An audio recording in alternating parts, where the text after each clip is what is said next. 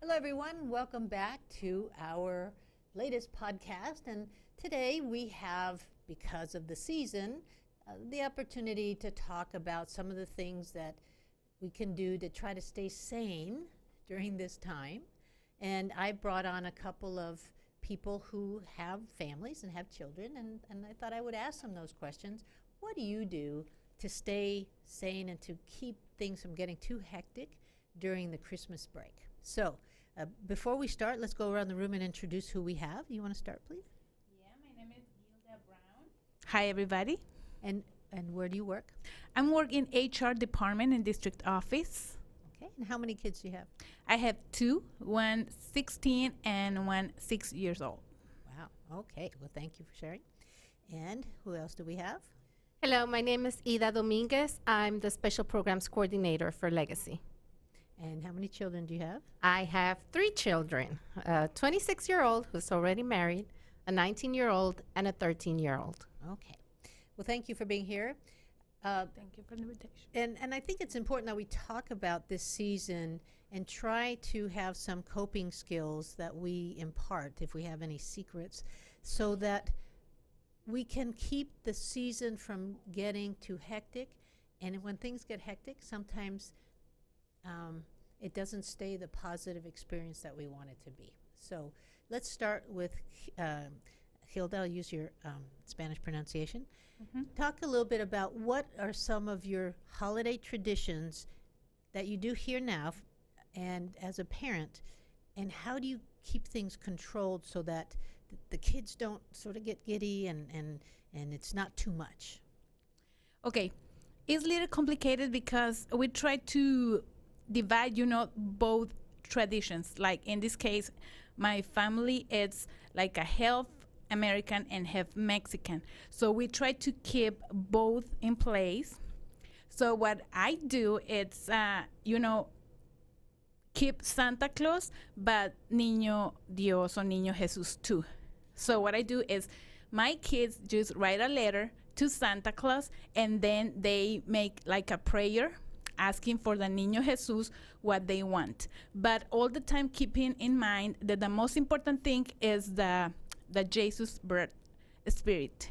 So that way, if they try to ask for thousands of gifts or whatever, I'm just say, okay, keep in mind that there's a lot of kids in the world. And so from all these lists or whatever that you write, maybe Niño Jesus and Santa will bring you one, because it's a lot of kids that needs to have gifts too. So what kind of family traditions do you have with having the American side and the Mexican side? Okay, by example, like write a letter for Santa, and then in each night we put the traditional cookies for Santa and cup of milk and everything. And for Niño Jesus, we make like the posada, the traditional posada that we will talking about later. And so they know both.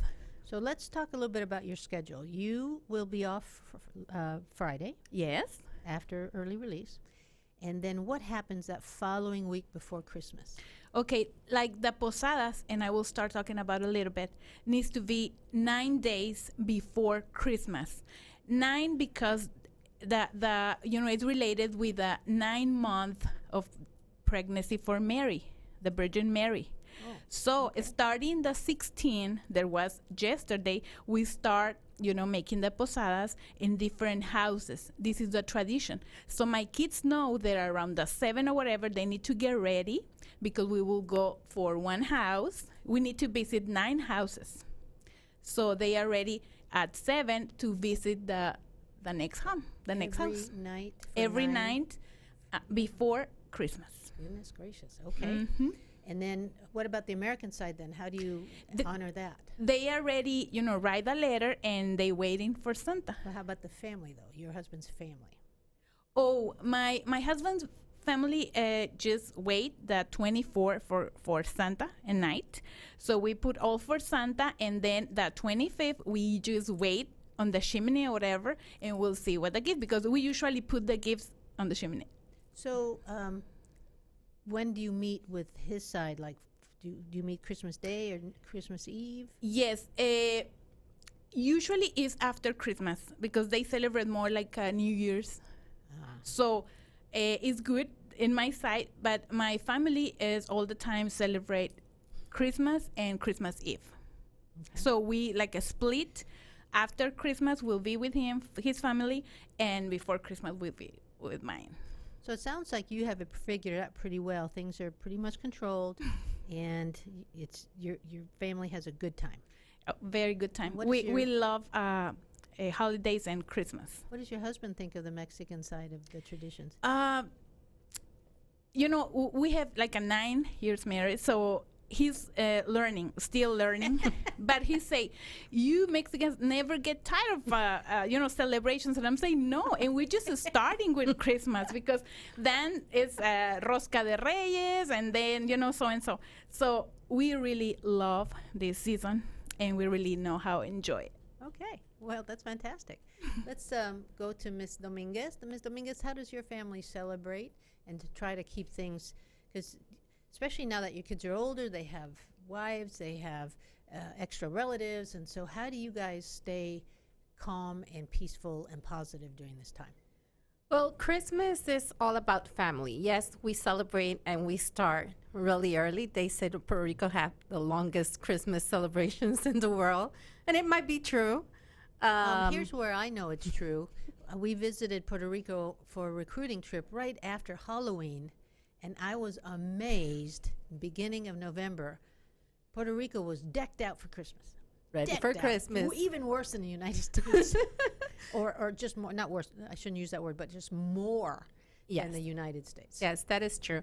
So traditionally, the Christmas season begins the night of Thanksgiving, and it ends en el Día de la Candelaria. So it's February 2nd. And I say traditionally because in the past, that was the day you bring down the Christmas tree and you burn it outside for the Virgen de la Candelaria. And that's why it finishes on February 2nd. So we don't burn any more trees. You don't burn any more trees. That's good to know. So when do you put your tree up?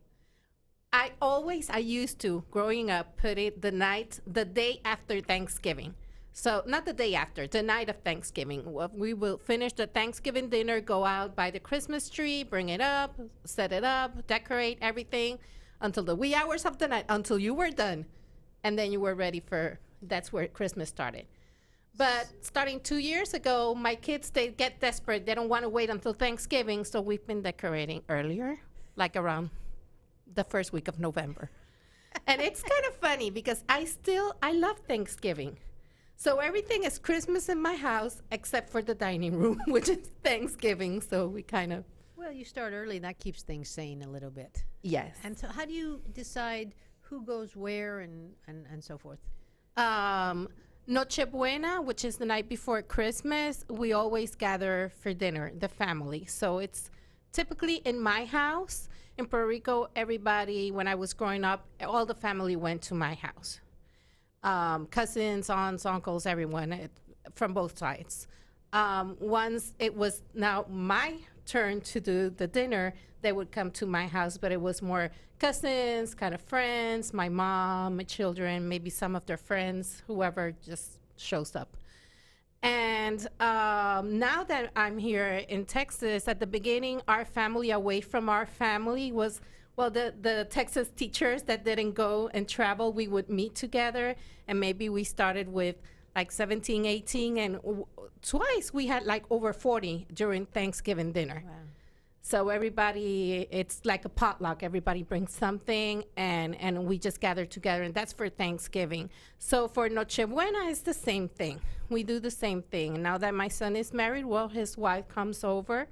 So we always do the 24th, the 31st at my house, and Thanksgiving. So things stay pretty calm? Yeah. What about gift giving and gift buying and gift decision? How do you make those? Well, just like Hilda was saying, we celebrate both. So we do Santa Claus, and they write their letter to Santa, and I urge them to start early so I could start Even preparing for your that. older kids do that? Well, the middle one does it still. It's more like technological. She texts me her list. The 19-year-old? Yes, and Natasha kind of starts like a little book or thing and starts putting things there. Or she starts snapping pictures and sending me, oh, I want this for Christmas. Let me take a picture. And that kind of stuff. That's how we do it. It's always about baby Jesus being born. So even in our Christmas tree, we have the nacimiento, the nativity the bottom. scene, but baby Jesus is not there because he's not born yet. So He's under the tree skirt. I had been reading up on gift giving, and I read something that said that it depends whether you read the 3-gift rule or the 4-gift rule. And the 4-gift is something they want, then something they need, something they can read, and something they can use. Now, that sounds like a lot if you have more than one kid. Yeah. Well, yeah, No. I kind of don't have a set number for Santa Claus. It kind of depends on the list. And for the 3 kings, yes. I mean, I said, well, they only bring 1 gift to Jesus. And I said, yeah, but there's 3 kings, so there was 3 gifts. So, yeah, that didn't work out very well. much. So they end up with 3. And typically what you do was for the 3 Kings Day, that's when they really get the really nice gifts because the oro, the incienso, and the mirra, The myrrh. the mirror. But since the school system started earlier every year, so now they get like those that they need to play with for Santa Claus, and then the ones that they get to use or maybe not play that much or not significant for 3 Kings because they don't have enough time to play with them. So before I forget, and we're talking about gift giving, one of the things I'd like to remind parents is that this is a good time to replenish some of the school supplies that kids use up: tissues, wipes, dry eraser markers, lined paper, computer paper, pencils, especially pencils, highlighters. A lot of these are things that you can put in their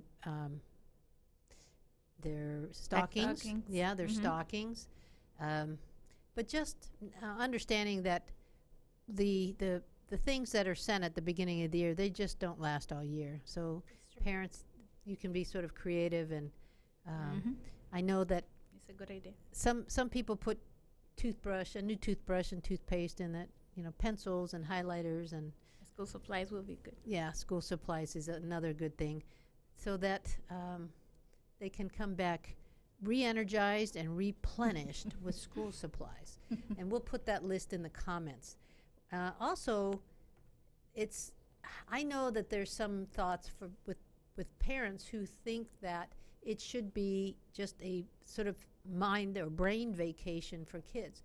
But unfortunately, learning loss happens. It's worse during the summer, and I talk about that, in early May every year. I talk about the summer learning loss, and it's a known phenomenon. We try to work with you all to make sure that there is less learning loss.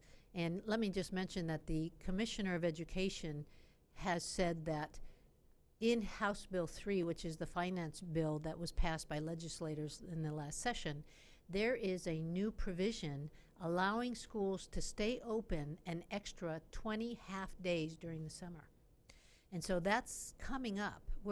We haven't gotten all the statutes cleaned up on that, but the commissioner met with the superintendents in Region 10 and let us know that that was an opportunity for school to continue for 2 ways. One is, and some of you may realize, that teachers and TAs and other people involved in schools, they work in other jobs during the summer. Oftentimes, it's not unusual for a teacher or anyone involved in teaching to have 2 or 3 jobs, especially in the summer.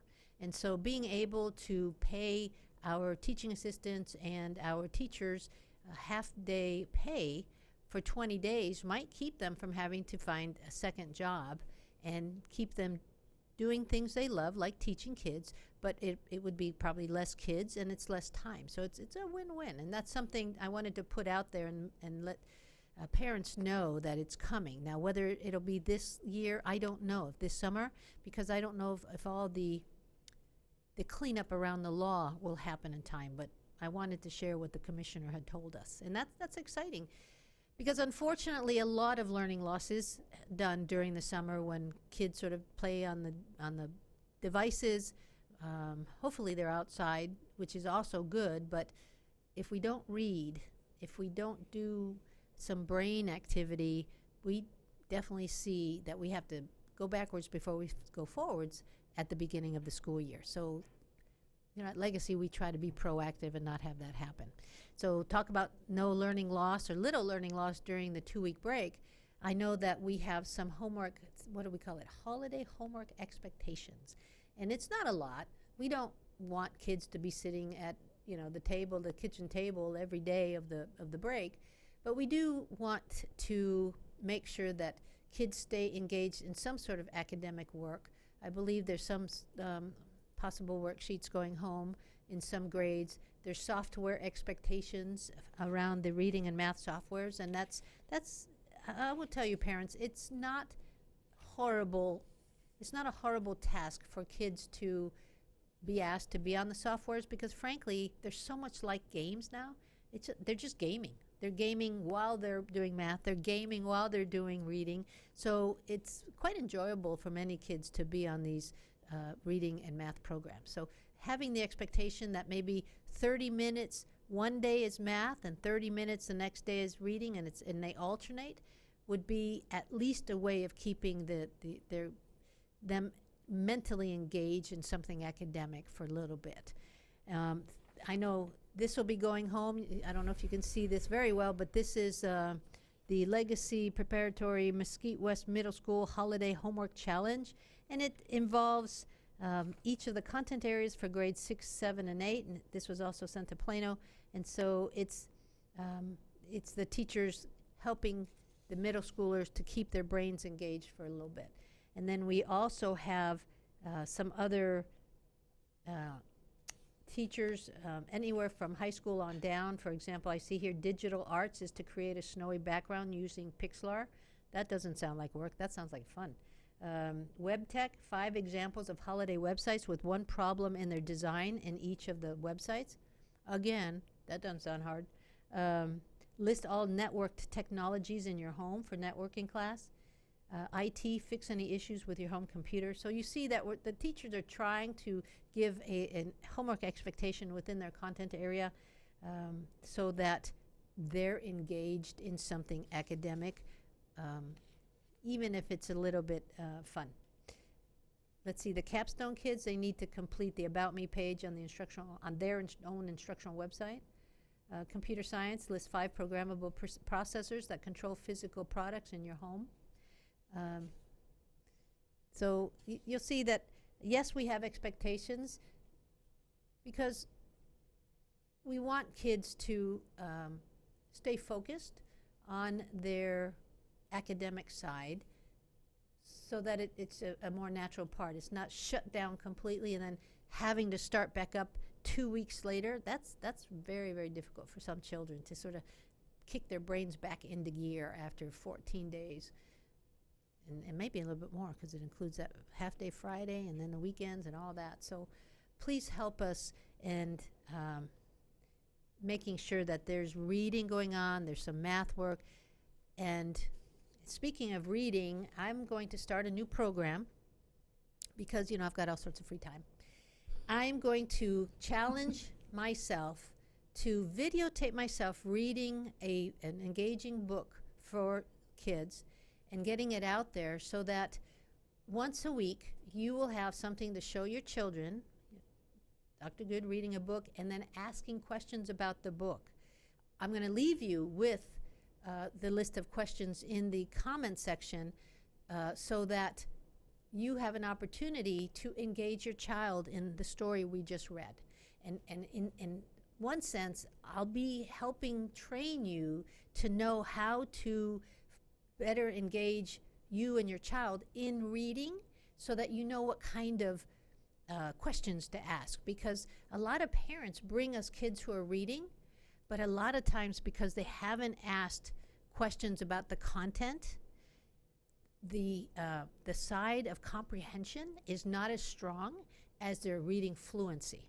And so we're hoping that we can help parents learn how to help with comprehension by training you to know what questions you should ask, not only at the end of the story, but within the story. So you'll see me, I'm going to pick up a book, and I'm going to show the cover, and I'm going to ask the boys and girls to make some predictions about what the book is going to be about, and so forth. So I'm going to lead you through, and I'm going to do that every week for a while so that you have that opportunity to sit with your child, show the video, and engage in conversation with them, him, her, them, around the story. So I'm going to make you parent reading teachers to help us with that work.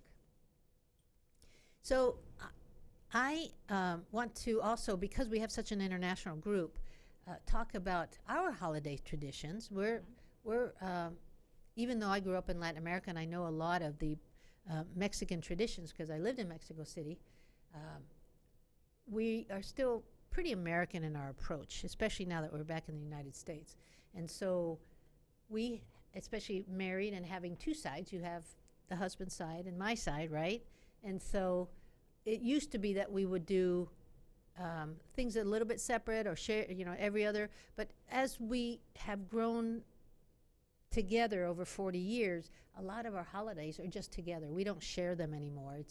Everybody's known each other for 40 years, so we're all friends, right? But at New Year's Eve, we go to my husband's side, and we have a white elephant gift exchange.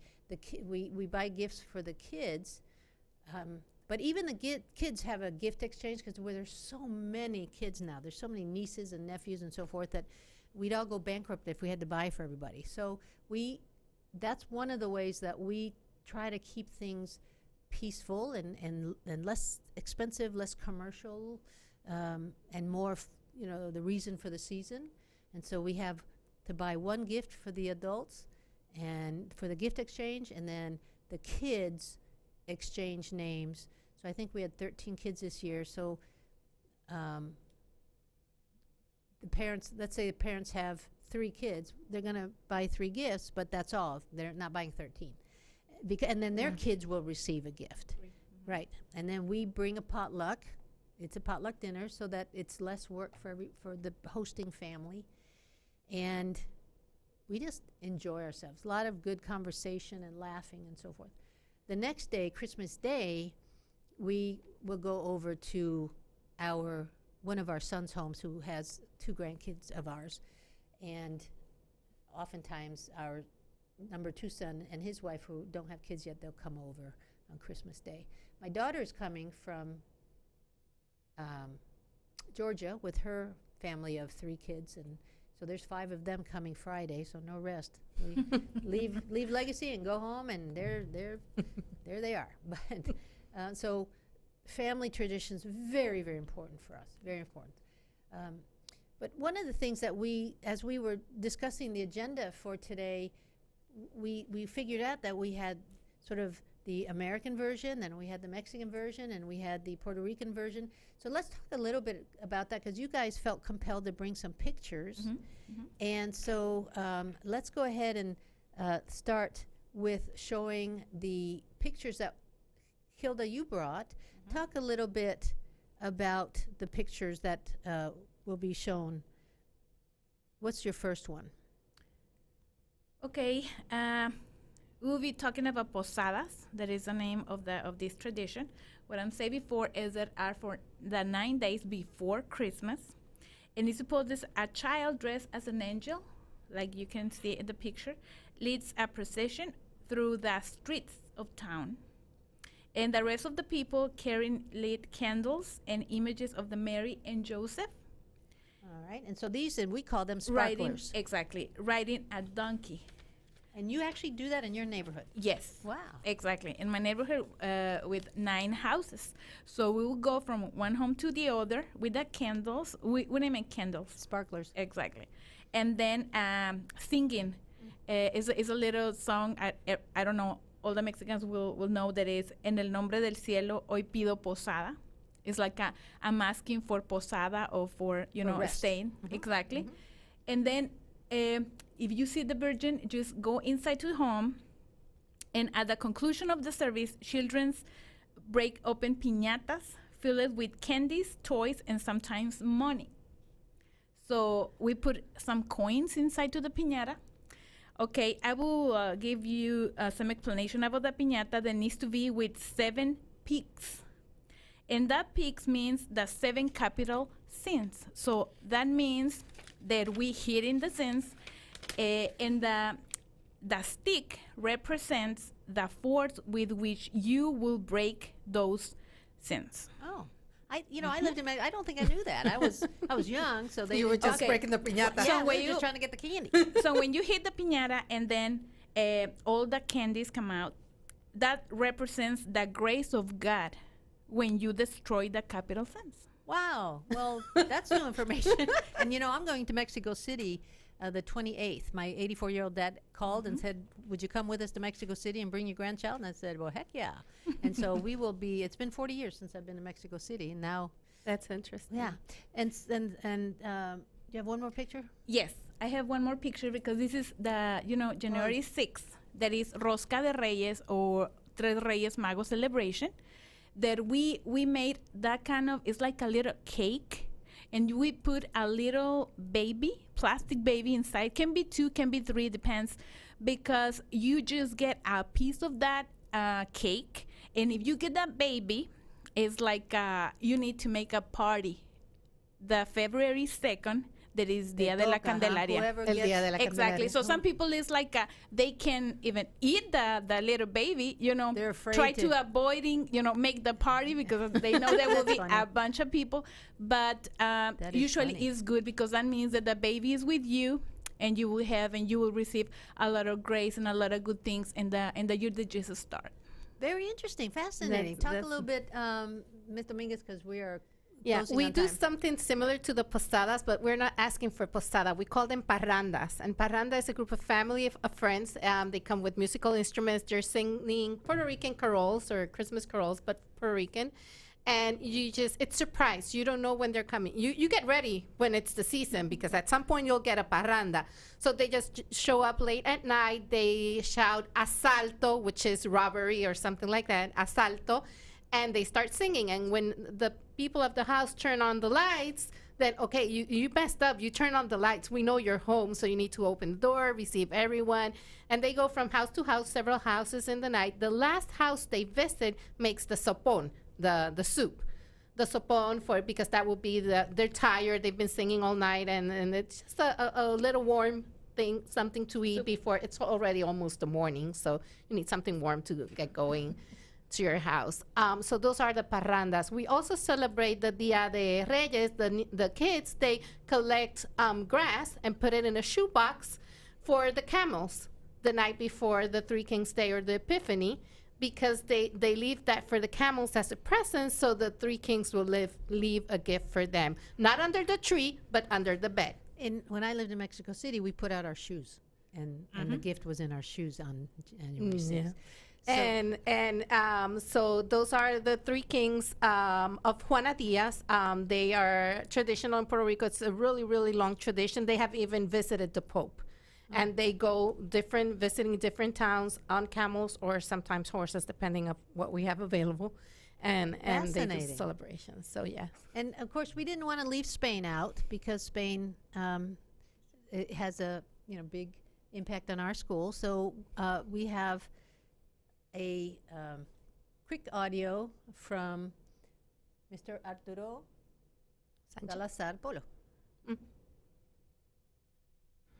Good afternoon. My name is Arturo Sanchez. I'm a visitor teacher from Spain. This is my second year in Legacy Preparatory.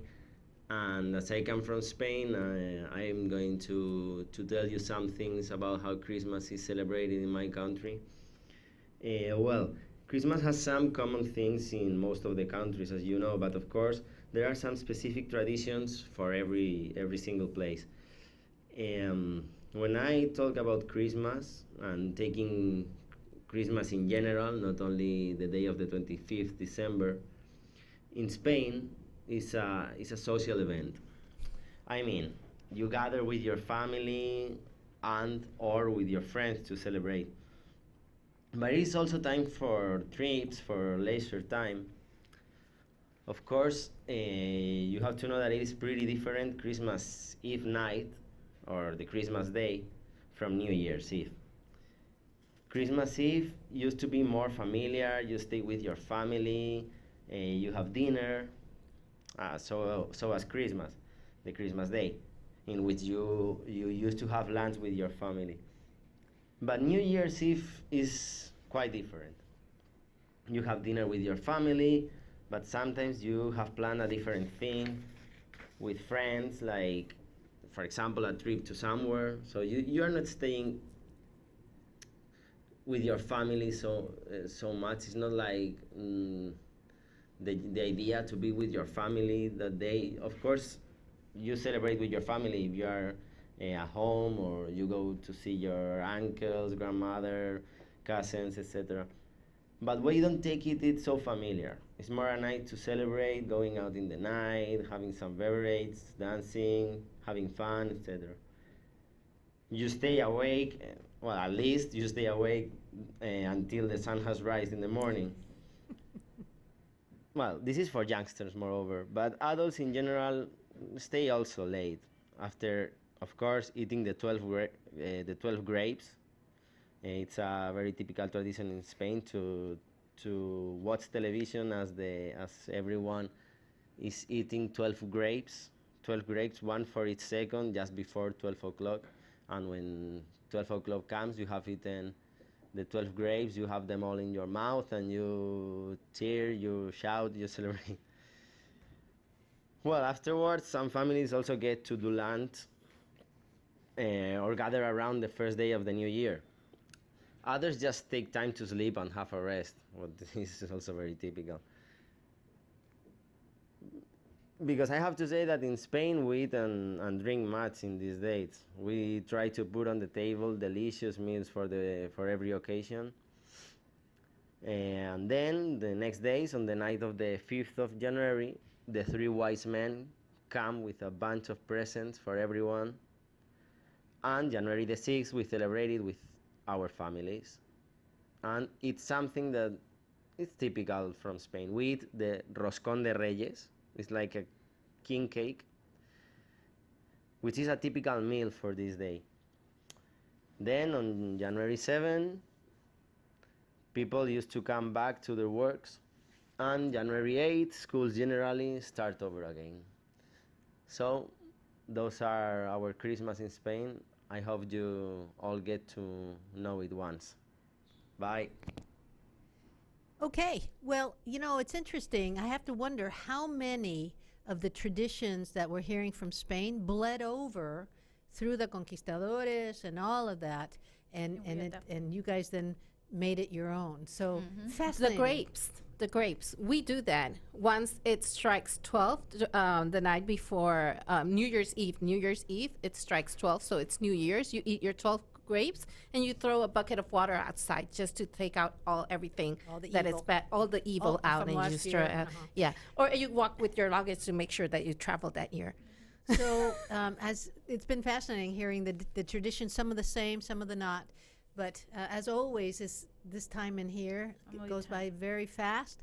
And so we appreciate you coming and sharing how you try to keep peace and calm and positive during the holiday season. It sounds like the focus is on the family. And when the focus is on the family, then that's the right focus. So thank you for being here.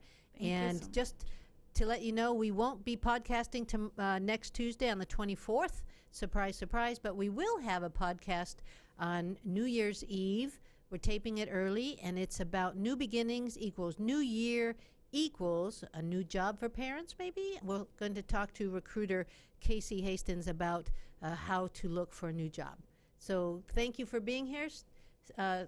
Remember to come 2 weeks from now or pick it up later on YouTube. Thank you all. Have a great holiday season. Thank you. Thank you for tuning in to the Ask Dr. Be Good show. For more information on Legacy Preparatory Charter Schools, visit our website, legacypca.com, or call 469-249-1099. And remember to like us on Facebook, where we stream live weekly Tuesdays at 3 p.m.